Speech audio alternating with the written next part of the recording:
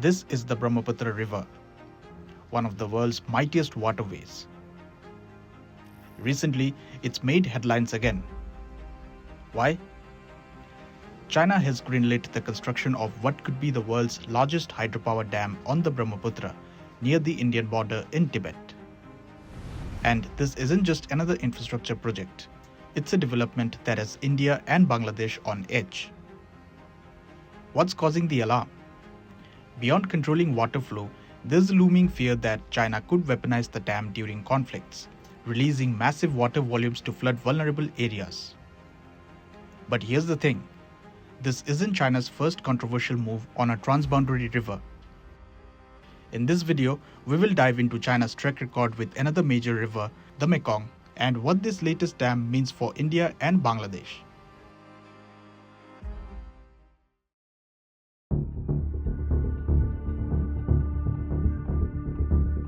China's proposed $137 billion hydropower project will be built on the Yerlong-Zangbo River, what we call the Brahmaputra, right where it takes a dramatic turn into Arunachal Pradesh and Assam. The scale of the project is massive, but the concerns are even bigger. To understand why, let's take a closer look at another river where China's dams have already made waves, the Mekong.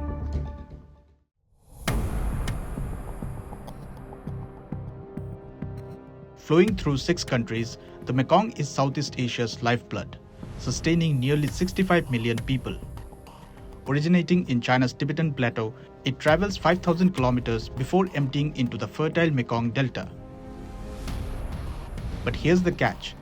China controls the upper Mekong, and its dam building spree has wreaked havoc downstream. Chinese dams were blamed for holding back water during a severe drought in 2019, leaving countries like Thailand, Cambodia, and Vietnam struggling. In 2021, the Mekong River Commission accused China of restricting water flow, causing dangerously low levels and devastating local ecosystems, agriculture, and fisheries. The results? Farmers lost crops, fishers reported dwindling catches, and even endangered species like the Mekong giant catfish were pushed closer to extinction.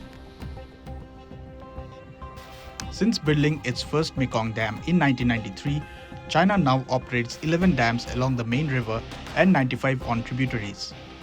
The erratic water levels caused by these projects have disrupted agriculture, food security, and livelihoods across the region.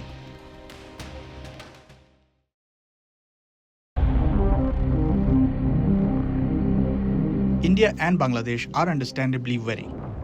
While China insists its dam won't harm downstream water flow, the region's hydrology paints a different picture.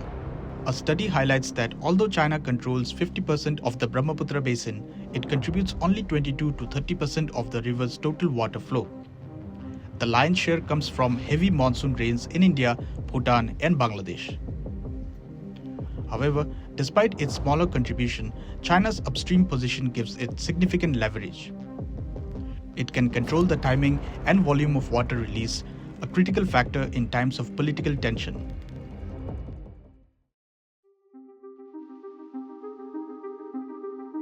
The Brahmaputra Dam Project is happening against a backdrop of strained India-China relations, marked by border disputes and a lack of trust.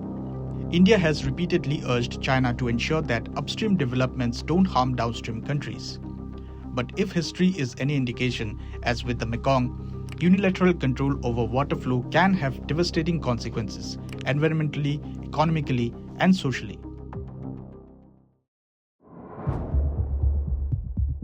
China's track record with the Mekong River raises red flags for the Brahmaputra. Accusations of withholding water data, manipulating flows, and ignoring downstream concerns have made it clear. Unilateral actions on shared rivers often come at a steep cost. For India and Bangladesh, this dam is more than a hydropower project. It's a potential tool of influence in an already fragile geopolitical climate.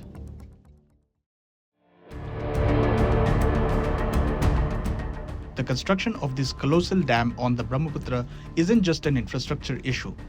It's a flashpoint in India-China relations. As China moves forward with its plans, the stakes are high for water security, regional stability, and the millions who depend on the river for their survival. So should India be worried? The answer is a cautious yes. If the Brahmaputra follows the Mekong story, the consequences could be far-reaching.